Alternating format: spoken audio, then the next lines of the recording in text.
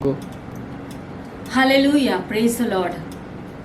मैं पास्टर विनी त्रिएकत्व परमेश्वर की उपस्थिति में मसीह यीशु के नाम से परमेश्वर और मनुष्य के हाथ इस विषय के थर्ड पार्ट में आप लोगों का स्वागत करती हूँ। तो प्रियो, हमने देखा कि परमेश्वर का दाहिना हाथ है ना। तो दाहिने हाथ में हमने 5 प्रकार की सेवकाई के विषय में देखा। तो सबसे पहले परमेश्वर ने दाहिने हाथ से 5 प्रकार की सेवकाई को रिलीज किया, जिसमें हमने देखा कि प्रेरित, भविष्यद्वक्ता, तुम्हारा चरवाहा, शिक्षक है ना, और सुसमाचार प्रचारक। ठीक है, प्रेरित, भविष्यद्वक्ता, सुसमाचार प्रचारक और चरवाहा और उपदेशक, इस विषय में हमने देखा। उसके बाद हमने देखा कि किस प्रकार से परमेश्वर इनाम को देते हैं, है ना। बाएं हाथ से परमेश्वर के इनाम कौन कौन से हैं, जिसमें हमने देखा मत्ती की 5वें अध्याय में, धन्य है वे लोग जो मन के दीन है, धन्य है वे जो नम्र है, धन्य है वो जो मध्यस्थी करते हैं दूसरों के लिए, इन सब पापों का अंगीकार कराते हैं। इन सभी विषयों के बारे में हमने सीखा। उसके बाद हमने देखा कि कौन सी आशीषें, उत्पत्ति का 1 अध्याय और 28वें वचन में परमेश्वर ने इस हाथ से कौन सी आशीषें दी थी मनुष्यों को। आदम के द्वारा सभी मनुष्य जाति में कौन सी आशीषों को दी थी, ये भी हमने देखा। फूलो फलो, पृथ्वी में भर जाओ और पृथ्वी को अपने वश में कर लो, अधिकार रखो, मछली समुद्र में जो मछली है उन पर, आकाश के पंछियों पर और पृथ्वी पर रहने वाले हर एक जंतुओं पर, है ना। तो किस प्रकार से हमको परमेश्वर के आशीषों के नीचे आना है, परमेश्वर के हाथ के आशीष के नीचे हमको बने रहना है, इस विषय में भी हमने बातें की। यशाया 64 के अध्याय से, जैसे कि प्रभु हमारा कुम्हार है और हम उसके हाथों की मिट्टी है। तो हम यहाँ पर पहुंच चुके थे कि बाएं हाथ से परमेश्वर ने उन 5 कामों को भी रखा है, जिसके विषय में हमने देखा। तो सबसे पहला जो बाएं हाथ है, वो जो पहला है वो जो प्रार्थना, और दूसरी जो बात है वो धन्यवाद देना, तीसरा है मध्यस्थी, चौथा है पाप का अंगीकार और 5वां है निवेदन यानी कि पेटिशन।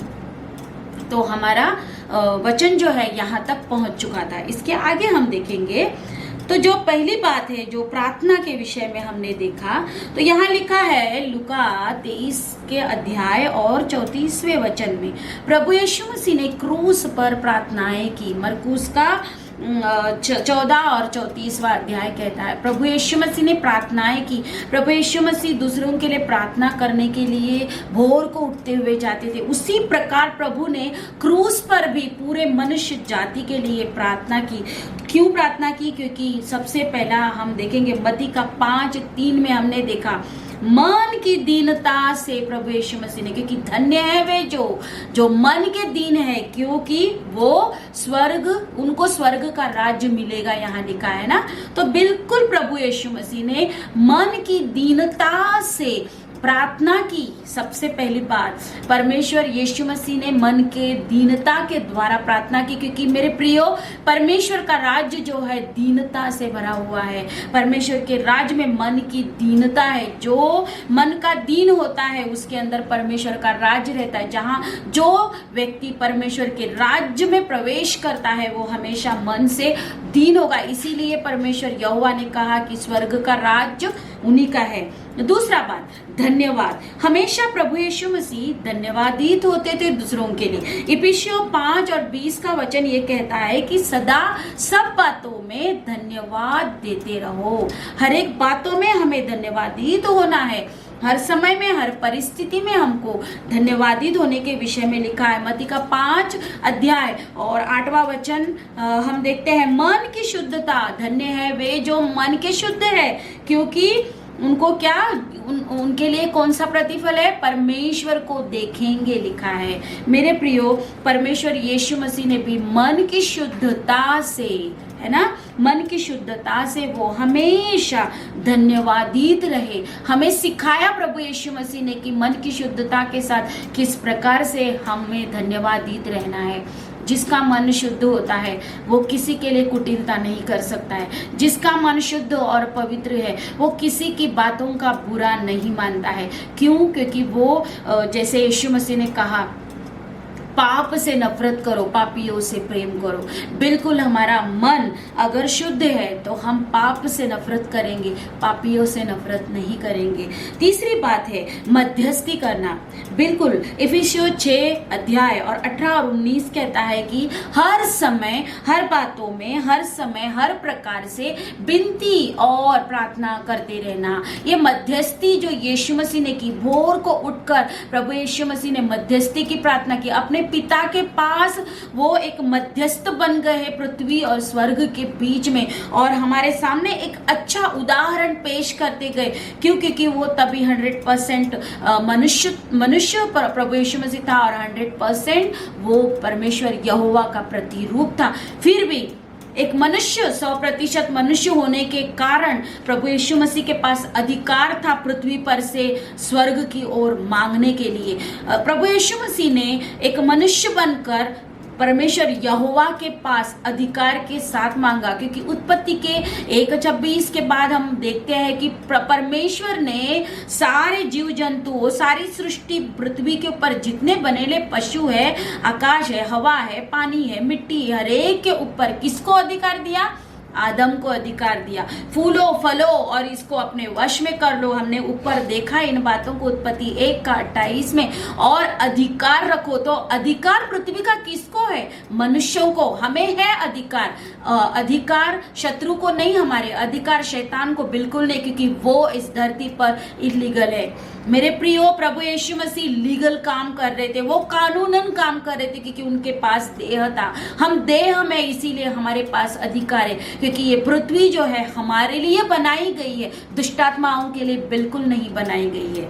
हालेलुया। तो यहाँ पर हम देखते हैं कि मत्ती 5:9, धन्य है वे जो मध्यस्थी करते हैं, मेल कराते हैं, लिखा है। धन्य है वो जो मेल करवाते हैं, ताकि परमेश्वर का वो कौन ठहराएंगे? वारिसदार ठहराएंगे। प्रभु यीशु मसीह ने जिस प्रकार से हमारा मेल कराया, अपने प्राण को देते हुए, अपने लहू को देते हुए, उन वचनों को लाते हुए, प्रभु यीशु मसीह ने उस बलिदान के द्वारा हम मनुष्यों को हमारे पिता यहोवा परमेश्वर से मेल कराया।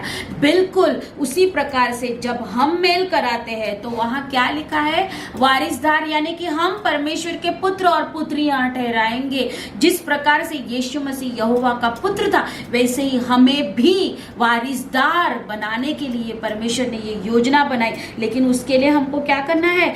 1 यूहन्ना 1:9, पाप का अंगीकार करने के लिए यीशु मसीह ने जिस प्रकार से तैयार किया लोगों को, है ना, वो मध्यस्थी किए, उन्होंने शुद्धता के द्वारा प्रार्थनाएं की, उन्होंने निवेदन किया, उन्होंने मध्यस्थी की, उन्होंने धन्यवाद दिया। तो मध्यस्थी जो है, जिस प्रकार से प्रभु यीशु मसीह ने मध्यस्थी कराई और मेल कराया हमारा परमेश्वर पिता से, बिल्कुल आज भी हमें पृथ्वी में मेल कराने वाले होने चाहिए हमारे यहोवा से। जब हम हमारे पिता को प्रस्तुत करते हैं, हमारे स्वर्गीय परमेश्वर पिता को जब हम धरती पर मनुष्यों के बीच में प्रस्तुत करते हैं, तो हम किसके साथ किसका मेल कराते हैं? उन भटके हुए मनुष्यों का यहोवा पिता परमेश्वर से हम मेल कराते। इसीलिए यहाँ कहता है क्योंकि वो स्वर्ग के वारिसदार ठहरेंगे।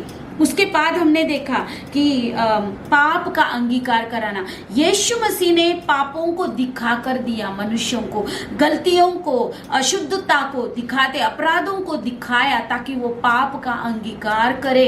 हम मनुष्य पापों का अंगीकार करें, हम पश्चाताप करें, हम अंगीकार करें इस बात का कि हमारा प्रभु यीशु मसीह ही हमारा उद्धार करता है। वो आखिरी वक्त तक प्रभु यीशु मसीह क्रूस पर भी जब थे, तो उनके इर्द गिर्द दोनों तरफ आगे आने वाले समय में हम देखेंगे इसके विषय में। आगे इर्द गिर्द जो दो डाकू थे, जो चोर थे, जो अपराधी थे, उनके बीच में उसने एक को पाप का अंगीकार कराने के लिए वहां पर भी प्रभु यीशु मसीह ने मिनिस्ट्री की। तो यहाँ लिखा है, जो धन्य है वो जो पाप का अंगीकार करना सिखाता है, ताकि स्वर्ग का राज उन्हीं का है, हमारा ही है स्वर्ग का राज। क्योंकि हम पाप का अंगीकार कराने के लिए लोगों को तैयार करते हैं। क्यों तैयार करते हैं हम? हमारे परमेश्वर पिता के वचनों के द्वारा। क्योंकि स्वर्ग का राज्य जो है वहां पर पाप की कोई एंट्री नहीं है। स्वर्ग का राज्य जो है वो शुद्धता का है, और वहां पर प्रवेश करने के लिए हमको केवल प्रभु यीशु मसीह का उद्धारकर्ता करके अंगीकार करना होगा हमारे शब्दों से। प्रियो, सबसे लास्ट में देखूंगी कि पेटिशन यानी कि निवेदन, लास्ट उंगली जो है हमारा निवेदन दर्शाता है। मत्ती 5 का अध्याय और 11वां वचन हमारे लिए निवेदन याचना, जिस प्रकार से यीशु मसीह ने प्रार्थना की, हमारे लिए निवेदन किया, उसने पेटिशन रखा। पहला शमूएल 1:27 अगर हम पढ़ते हैं तो शमूएल की माँ ने प्रार्थनाएं की, निवेदन किया कि प्रभु मुझे तुम एक बालक दो, मैं तुम्हें एक भविष्यद्वक्ता दूंगी। इस प्रकार से उसकी प्रार्थना निवेदन थी। यीशु मसीह ने निवेदन किया अपने पिता से, पिता ये नहीं जानते हैं ये क्या कर रहे, इन्हें क्षमा कर। क्या आज हम हर परिस्थिति में हमारे पिता से निवेदन करते हैं?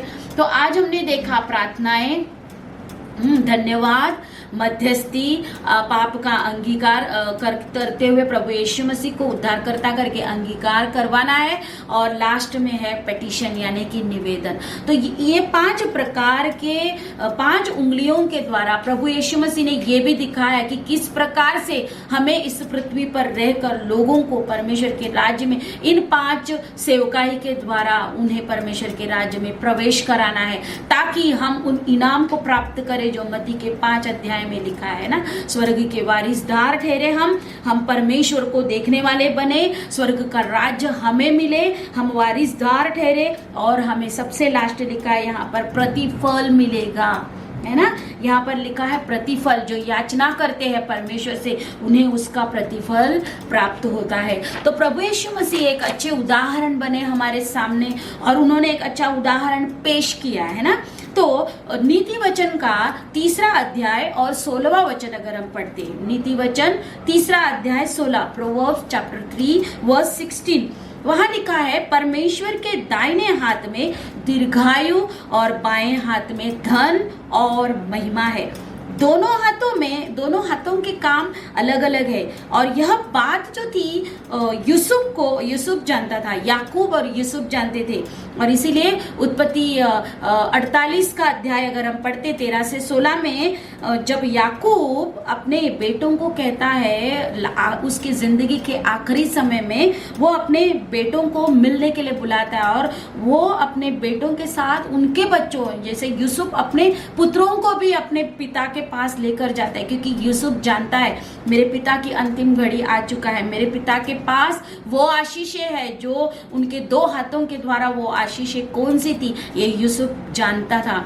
उसी प्रकार से याकूब जानता था, और उस जैसे याकूब ने यूसुफ को बोला कि तो तुम्हारे दोनों पुत्र को मेरे पास लाओ, तो यूसुफ ने अपने दोनों पुत्र जो अप्रैम और मनश्शे जिसे हम देखते हैं ना, तो वो अपने दोनों पुत्रों को उसके पास लेके आया, और जैसे उन्होंने अपने पिता के दाहिने और बाएं दोनों तरफ जानबूझकर जगह बदलकर अपने पुत्रों को रखा, वो वचन आप जरूर पढ़ना जिसमें लिखा है। तो दाहिने हाथ की आशीष जो थी, जो दीर्घायु की थी, वो किसको मिलती है? अप्रैम को मिलती है ना। और बाएं हाथ की आशीष जो थी महिमा और धन की, वो मनश्शे को मिलती है। तो दाहिने हाथ के विषय में प्रभु यीशु मसीह के परमेश्वर के दाहिने ओर बैठे हुए वचन हम कई बार देखते हैं ना। जिस प्रकार से यूसुफ जानता था, याकूब जानता था, क्योंकि परमेश्वर के दाहिना हाथ और बायां हाथ को जानना बहुत जरूरी है, ताकि हम उन आशीषों को प्राप्त कर सके, हमारे पीढ़ियों को वो आशीष हम ले सके, जिस प्रकार से यूसुफ ने लिया, जिस प्रकार से याकूब ने अपने पिता परमेश्वर यहोवा से प्राप्त कर लिया था, और उन्होंने उसे प्राप्त करते हुए दूसरों तक पहुंचा दिया, अपने वंशज तक पहुंचा दिया, अपने पीढ़ी तक पहुंचा दिया। तो कई बार हम वचन पढ़ते, यीशु मसीह परमेश्वर के दाहिनी ओर बैठा, राइट हैंड, दाहिना हाथ, राइट हैंड यानी बिल्कुल लीडर जैसा अधिकार, हम कहते हैं ना, ये उसका राइट हैंड है। राइट हैंड का मतलब क्या? बिल्कुल उसके जैसा, बिल्कुल उसके अब्सेंस में, लीडर के अब्सेंस में उसका पूरी रीत्या अधिकार रखने वाला, वो कार्य को पूरा करने की काबिलियत रखने वाला, उसी को लीडर कभी भी राइट हैंड बनाएगा। किसी अरे गहरे को राइट हैंड नहीं बनाता है। तो पिता परमेश्वर ने स्वर्ग में राइट हैंड बनाया, किसको? प्रभु यीशु मसीह को, और उसके हाथ में अधिकार दिए, क्योंकि दाहिना हाथ जो है वो अधिकार रखता है, सामर्थ रखता है, ताकत को दर्शाता है जो हमारा दाहिना हाथ। क्योंकि हम जो भी काम करते हैं सबसे पहला हमारा हाथ, दायां हाथ आगे आता है जो भी काम करने के लिए। दाहिना हाथ जो है, प्रकाशित वाक्य 1 अध्याय और 16वां वचन में बाएं हाथ से भी दायां हाथ सामर्थी दिखाया है, और दाहिने ओर बैठना यानी आदर को दर्शाता है ना, वो आदर को दर्शाता है, वो सामर्थ को दर्शाता है, वो अधिकार को दर्शाता है। प्रेरितों का 7वां अध्याय और 55वां वचन अगर हम पढ़ते हैं तो स्तिफनुस ने भी देखा था। लास्ट आखिरी अंतिम समय जब था स्तिफनुस का, तो उसने दर्शन देखा, मरते वक्त मृत्यु के नजदीक को पहुंच चुका था। वो कहता है कि मैंने दाहिने हाथ में मेरे प्रभु को, मेरे यीशु को बैठे हुए देखा। तो दाहिना हाथ जो है परमेश्वर का बहुत ही शक्तिशाली हाथ है। निर्गमन 15 अध्याय और 6, निर्गमन 15 का अध्याय और 6 वचन ये कहता है, यहोवा तेरा दाहिना हाथ शक्ति में महाप्रतापी हुआ। क्या लिखा है यहाँ? हे यहोवा तेरा दाहिना हाथ शक्ति में महाप्रतापी हुआ, ये मूसा कह रहा है, और शत्रु को चकनाचूर करता है ये तेरा दाहिना हाथ। यानी कि परमेश्वर के दाहिने हाथ में बहुत महाप्रताप है, वो शत्रु को चकनाचूर कर सकता है। फिर यहाँ लिखता है कि निर्गमन 3 का 20वां वचन, परमेश्वर का हाथ शत्रु पर गिरता है तब हमें विजय मिलती है। प्रेज गॉड, प्रभु को धन्यवाद। परमेश्वर का हाथ न्याय करता है मेरे प्रियो, परमेश्वर के हाथों से आशीषें मिलती है, परमेश्वर के हाथों से हमें अनुग्रह मिलता है, परमेश्वर के हाथों से हमें इनाम प्राप्त होता है। तो दाहिना हाथ ये दर्शाता है परमेश्वर की आशीषें, परमेश्वर का अनुग्रह, परमेश्वर की महिमा, और जो बायां हाथ जो है ये दर्शाता है कि राजा का राजस्व क्या है, राजा का पराक्रम क्या है, राजा का पराक्रम के काम क्या है, राजा की अद्भुत राजस्वता कौन सी है, राजा का हमारा न्याय क्या है, ये हमारा बायां हाथ हमको दिखाता है। इब्रानियों का 1 अध्याय जो 3 से लेके 8 अगर हम पढ़ते हैं, जो सब मुझे बहुत पसंद है ये वचन। क्यों? क्योंकि यीशु मसीह को यहाँ लिखा है सभी स्वर्ग दूतों में भी उत्तम ठहराया गया। क्यों उत्तम ठहराया गया? यहाँ पर आगे अगर हम पढ़ते हैं क्यों उत्तम ठहराया, देखो कितने सारे स्वर्गदूत, जैसे स्वर्ग में लाखों करोड़ों की तादाद में स्वर्गदूत है, सामान्य स्वर्गदूतों की तो संख्या असंख्य है, वचन कहता है। 24 प्राचीन यहाँ पर है, प्रधानताएं वहां पर है जो काम करती है, परमेश्वर के हुक्म से वो कार्य को चलाती है इस पृथ्वी पर। लेकिन यहाँ इब्रानियों का 1 अध्याय 3 से 8 अगर हम पढ़ते हैं तो वहां लिखा है पिता परमेश्वर ने कोई भी स्वर्गदूतों को ये नहीं कहा कि ये मेरा पुत्र है या मैं उसका पिता हूं, ये मुझ में से उत्पन्न हुआ, नहीं कहा है। और ये भी नहीं कहा है कि आओ तुम और मेरे दाहिनी ओर बैठो, नहीं, केवल परमेश्वर पिता ने यीशु मसीह को कहा। क्यों यीशु मसीह को कहा? क्यों अपने दाहिनी ओर बिठाया? क्यों उसे अपना पुत्र ठहराया? क्योंकि प्रभु यीशु मसीह परमेश्वर यहोवा का प्रतिरूप था। वहां हम पढ़ते हैं कि सारी सृष्टि उसी में सृजी गई थी, हालेलुया। और यहाँ पर बार बार जब यीशु मसीह पृथ्वी पर थे तभी भी परमेश्वर पिता ने कहा कि ये मेरा प्रिय पुत्र है, क्योंकि पिता परमेश्वर को बलिदान बहुत पसंद है। जब हम बलिदान देते हैं, जब हम समर्पण करते हुए आगे बढ़ते हैं तो परमेश्वर खुश होता है। मेरे प्रियो, हमें इस धरती पर मनुष्यों को खुश करने के लिए कोई भी काम नहीं करना है, हमें वो काम करना है जो हमारा स्वर्गीय पिता देखकर प्रसन्न होता हो। Praise God. प्रकाशित वाक्य का 3 अध्याय और 21वें वचन में ये कहता है, जो जय पाए उसे अपने साथ सिंहासन पर बैठाऊंगा, जैसे मैं मैं भी जय पाकर पिता के सिंहासन पर बैठ गया। इसका मतलब यीशु मसीह ने हमारे लिए वो प्रतिफल रखा है कि अगर तुम जय पाओगे इस संसार में, अगर तुम जय पाओगे मेरे कामों से, मेरी सेवा से, बलिदान से, समर्पण से, उसी जिस प्रकार से मैं जय पाकर मेरे पिता के सिंहासन की दाहिनी ओर बैठा हूं, वैसे ही मैं भी आप लोगों को सिंहासन पर बिठाऊंगा। प्रेज गॉड, परमेश्वर को महिमा मिले। परमेश्वर के दाहिने हाथों में वारिसदारों के लिए आशीष है ना, हम उसके वारिसदार है, इसीलिए उसके दाहिने हाथ में आशीष ही आशीष है। इफिसियों 1 अध्याय 20 से 21 हम देखते हैं, दाहिनी ओर परमेश्वर के सब प्रकार की प्रधानताएं बैठी है, अधिकार है, सामर्थ्य है, प्रभुता है। यहाँ पर 7 पॉइंट्स को हम देखते हैं इफिसियों 1 अध्याय और 20वां वचन से 21 तक। सब प्रकार की प्रधानताएं, कौन सी प्रधानताओं के विषय में बात कर रहा है यहाँ पर वचन हमारे साथ, क्योंकि जब प्रभु यीशु मसीह स्वर्ग पर दाहिनी ओर बैठा, वहां पर सब प्रकार की प्रधानताएं, जितनी स्वर्ग में प्रधानताएं हैं, जितने प्रधान स्वर्गदूत है जो एक हुक्म से सारे पृथ्वी पर नजर रखते हैं, वो निर्णय लेते हैं, परमेश्वर ने जो बातें कही उस बातों पर वो मुहर लगाने का काम करते हैं। इतनी प्रधानताएं, सारी प्रधानताएं वो परमेश्वर यीशु मसीह के हाथों के नीचे दी गई है परमेश्वर पिता ने। वहां लिखा है अधिकार, हर एक लोगों पर अधिकार दिया, स्वर्ग का अधिकार, स्वर्गदूतों पर अधिकार, प्रधानताओं पर अधिकार, उन सामर्थ पर अधिकार, पृथ्वी पर अधिकार, मनुष्यों पर अधिकार, आकाश और हकीमों पर अधिकार, हर एक चीजों पर अधिकार दिया। यहाँ लिखा है तीसरा सामर्थ, हर एक सामर्थ्य के ऊपर प्रभु यीशु मसीह का सामर्थ्य है। प्रभु यीशु मसीह के अलावा और कोई ऐसी सामर्थ्य नहीं है प्रियो। और प्रभुता यानी हुक्म चलाना, केवल यीशु मसीह, हमारा यीशु मसीह का ही हुक्म, यीशु मसीह की ही प्रभुता इस पृथ्वी पर होगी, क्योंकि वो सब उसके हाथों में कर दिया है यहोवा परमेश्वर ने। हर एक नाम के ऊपर, सभी नाम के ऊपर प्रभु यीशु मसीह का नाम है। क्यों नाम है प्रभु यीशु मसीह का? क्योंकि वो यीशु बनकर जब पृथ्वी में आए और मसीह बनकर पूरे विश्व को उन्होंने बचाया। हालेलुया। क्योंकि वो सब नाम के ऊपर है। यीशुआ, हमारे यावे परमेश्वर जो हमारे बीच में उतरा है ना, हमें छुटकारा देने के लिए, और वो मसीहा बन गया। क्यों मसीहा बन गया? मसीहा यीशु से लेके मसीहा तक बनने की जो यात्रा थी यीशु मसीह की, प्रभु यीशु मसीह की, उन्होंने कई बलिदान